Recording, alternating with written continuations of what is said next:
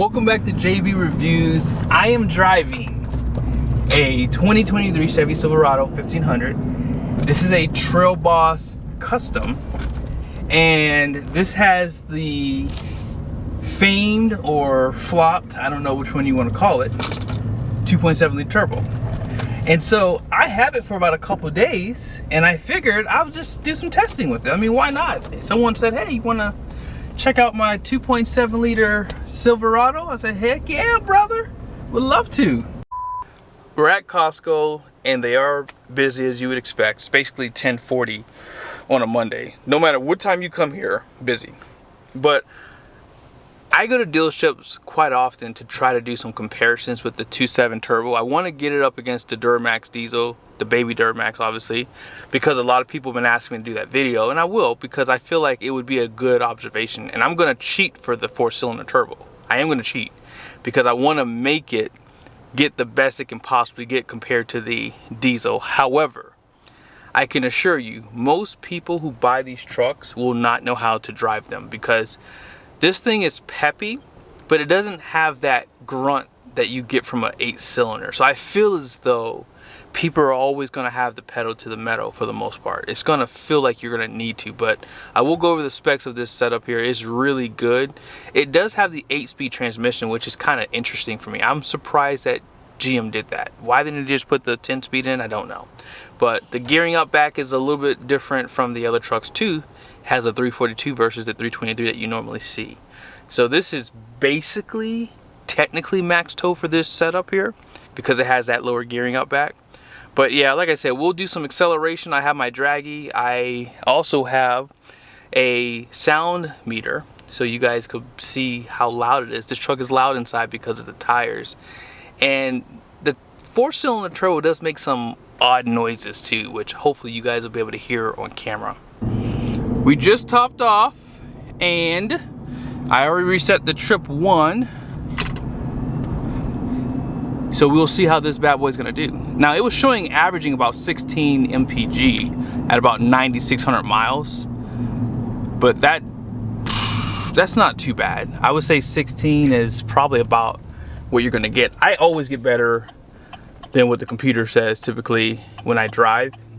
I know a lot of people in the comment section, this is not a real test, blah, blah, blah, blah. I'm tired of having to prove them wrong, but if they don't watch my channel, then they won't know. But if you have watched my channel, you know that my computer tests are pretty accurate because they are 100% consistently moving. Now, I'm going to show you guys obviously real world in this video because that's why I topped off the gas tank. But for this example here, one thing you have to understand is throttle response. You have to figure out a way to stay out of the boost. And I promise you, if you have something like this, you could easily get 20 plus consistently. Like right now, out of the turbo. I'm accelerating, but I'm not in the boost. And that's where you're gonna really have to learn how to drive this thing. But so far, the tires are loud. I do not like these dirt tracks, guys. I hate them. My least favorite tire. I would never buy these. And if I do get a 1500 in the future, if I did decide to get a Trail Boss, for example, I probably would switch these off pretty quickly and sell them. I found the perfect spot to do a 0 to 60 launch. We're gonna do it right here. This thing does have stop start, by the way. It was off. It didn't stay on long, actually. It was only on for like probably about 45 seconds. But let's go ahead and set up the draggy. This is the perfect spot, like I said. Now, the issue I've been having with my draggy is I can't record my screen and show you guys the 0 to 60 time in real time. Like, I like to show you guys where it shows you the miles per hour. This is is it a 10 gigahertz? I think that's what it's called. This is the best one you can get. So it's really accurate with the times. But let's just go ahead and let it load up here. All right, it says that it's ready. It's just sending some satellite data. Let's see if it works. Uh-oh. Oh, here we go. So it's working today. So this is the screen I was talking about. I like to like record it this way, and sometimes it does not work. So that's the only thing that sucks about the draggy. So let's go ahead and hit the 0 to 60 and see how it does. I'm going to keep the air conditioner on too with this test. It's on low still, but it is on nevertheless.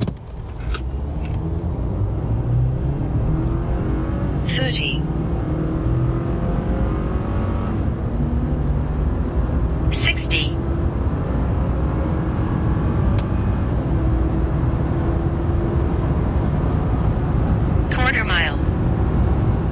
That wasn't bad actually. 8.83, that's not bad at all. I gotta get a 5.3 liter in a Duramax diesel. I'm gonna get the trucks in the future. I found a diesel truck that I can tow with for the baby Duramax. That's what I'm talking about basically. Hopefully I can get that truck this month, but you probably won't see the content until next month. So I'm just letting you guys know, just to give me some accountability to try to get it. Because I've been lazy. I could have gotten that truck like before this one, but I've been lazy. But I really want to do this from here. So we're at 11.3 MPG, driving 3.7 miles. I'm basically heading back to my house. So this should be a pretty darn good like run from basically where I picked up the truck from Costco, and then now I'm heading back over to where I live. But let's go ahead and check out the RPMs here, because we're doing about, how fast? Actually, here, I'm just gonna show you guys the miles per hour. Yeah, 72 miles an hour. Let me get up to about 75, because that's about out here where you're gonna be doing anyways. So 70, actually, you know what? Let's get up to 80. That's a better number. And then I'll drop back down gradually, all right? So here it is, guys. This is the 2.7 liter turbo. Now, when they first launched this engine, it had 310 horsepower, 348 pound-feet of torque. This is the high output. They changed it up for 2022. It still has 310 horsepower, but it has 430 pound-feet of torque. The 5.3 liter has 383 pound-feet of torque, but 355 horsepower. So it does have a beat on torque, but it doesn't have the 10-speed. However, it does have the 342. So I don't know. This is an interesting test. I will have to get a 5.3 at some point and do some testing with it after this one. So stay tuned for that. Okay, so I hit traffic. Unfortunately, we're in traffic. So I had to get back down to 66, but that's okay, because now you kind of get to see the RPMs as I gradually go back up. So at 70 miles an hour, we're just a hair over 1500 RPMs. Now at 75 miles an hour, we're still below 2000 RPM. So let's go ahead and jump back up to 80. So there it is. At 80 miles an hour, you're still under 2000 RPMs. Sorry guys, I'm not looking down. So there it is. We're like, what? That's like 1800 RPMs. That is amazing. 342 with an 8-speed. That ain't bad, guys. That is not bad. And that's the thing that I'm surprised by. And again, I still am surprised that GM decided not to do the 10-speed. But to be under 2000 RPMs, you don't really need it. Especially having the lower gearing out back compared to the other trucks. Because in order to get a 342, you have to get the max tow package. So let's go ahead and check out the sound level. So while I'm sitting here talking, is at like 71, 72. And when I'm quiet, 65.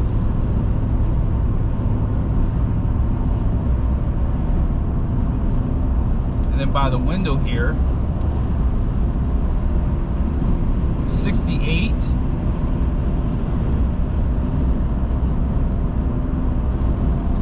And then out back, 64 to 65 is the reading for this. But like I said, I am not a fan of these tires. These tires are way too loud. Duramax are the worst ones. Now here are the numbers for the gross fuel weight rating and the axles. And here is the payload, 1,821 pounds. That is pretty big.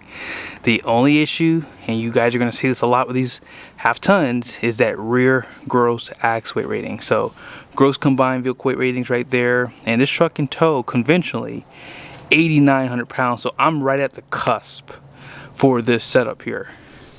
And then here's a sticker for the tire specs, in case you want to see that. Alright, we're jumping off the interstate now. I'm at 192 degrees for the transmission fluid temp. This is going to be good for towing, because today is not going to be warm, but we should be above 70 miles an hour. So this is a perfect time to be towing, because the fluids are going to get warm today for sure. And so far, I do not like this. This is kind of cumbersome. But if you want to see your info, this is how you have to do it. So we're at 17.4 MPG, driven 18.8 miles. That ain't bad at all. We're doing pretty darn good, guys.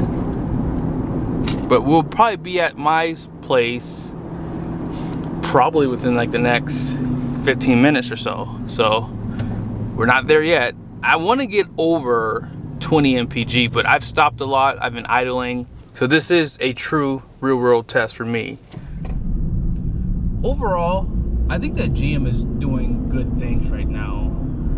I think that them keeping 2 8-cylinders available throughout the lineup, or I shouldn't say throughout the lineup. I believe that you can't get it in the lower trim level like the work truck model, but you should be able to get it in this model. I know you can get a diesel still, obviously, which is a great option from them. It's an inline 6. Ford killed their Power Stroke diesel for the half tons, and this is basically the last year you can get one for Ram. I don't think you can even order a Ram with the Eco Diesel right now. But GM has 2 8-cylinders, the 5.3 and the 6.2, and they kept the lower displacement engine for the standard one if people want it still. Obviously, for most people who would want this truck, they probably would opt to get the 8-cylinder if they're planning to be using this truck for its main purposes. But as I said, guys, this 2.7 does sell well. And for most guys who buy half tons, they're not really towing. There might be maybe hauling stuff in the bed, maybe some of their toys like dirt bikes or 4-wheelers, but this is a great setup for that. But apart from Toyota going completely, you know, twin turbo V6, and Ford obviously has been doing it, they do have the 5.0 available, you know, throughout the lineup. They just brought it back for the Tremor, for example. I still think that having the 8-cylinders away, I know people are really pushing the EVs, and an EV truck just doesn't make sense today. And I don't think it'll ever make sense because it takes 2 stinking hours to charge that thing. And if you want to add aggressive tires and lifts and stuff like that, those trucks are just going to be more complicated. So I don't understand why people really are trying to push it so hard, because it's not the future, in my opinion. I think that they want it to be because there's another agenda for it. But apart from that, you know, I think internal combustion engines is here to stay for a long time, especially for these types of applications.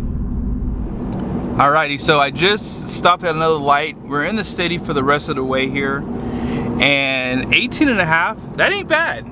I was really hoping to get to 20, and I still might be able to get there on this road, but obviously we have to check in at the pump. But one thing I will say, this truck does obviously have the stop start, and the good news is the light up here just turned red. So we're gonna coast down, obviously, but I want you guys to see something real quickly. I don't use the stop start in the summertime. I only use this system in the winter because I like to be cold anyways. And whenever you have the air conditioner on, this system will only stay on for like 10 or 15 seconds. That's not saving you any fuel. So what I'll normally do is at night I'll turn off the air conditioner and just put the windows down. That way the system stays on for the entire stop at the light. But if it kicks back on within 10 seconds, it's pointless to use that system. So that's just a recommendation I have, is in the wintertime, it's the greatest because I like to be cold anyways, and I don't mind having the truck off and it stay off for more than 30 seconds. But in the summertime, it's way too hot. So here's where we ended off at 19.4, 33.3 miles driven. And let's see where the temperatures are for the transmission now. So 190 actually, so it did go down. I hate this thing, guys. I am terrible at it. So yeah, 190 is the temperature. Let's fill up.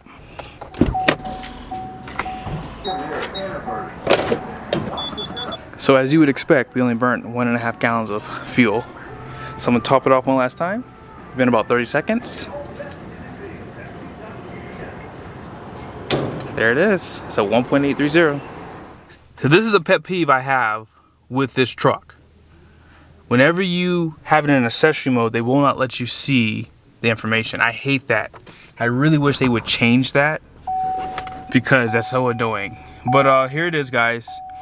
I drove 33.3 miles, right? And we got 1.830 gallons of fuel, 18.1 Oh wow. So I did get worse than a computer. Now there was some idling in there too, and like I said, a lot of stop and go. Those things do affect the fuel economy. So unfortunately, I couldn't prove my point in this video. So in other words, if you don't like my test because I don't do it at the pump all the time, just round down 1.2 MPGs. For a 4-cylinder, I would say that's not great fuel economy. I would want to see maybe closer to 20 MPGs, but hey, it is what it is. But be sure to stay tuned for the next video. I don't know if I'm going to use this trailer for the towing test because obviously you guys know I have a bigger trailer, not this one right here. Can't tow a 5th wheel with this truck, but we do have this guy. This guy here is about 9,000 pounds the way it sits, and I think this would be a really good test to see how this truck does. So be sure to stay tuned. This truck is pretty much maxed out with this trailer, and we're going to pretty much see how it does. The only issue you guys are going to see on this video, and we're going to get it weighed, is gross axle weight rating. That's the issue with these half tons, and we'll see how it all shakes out. See you guys soon.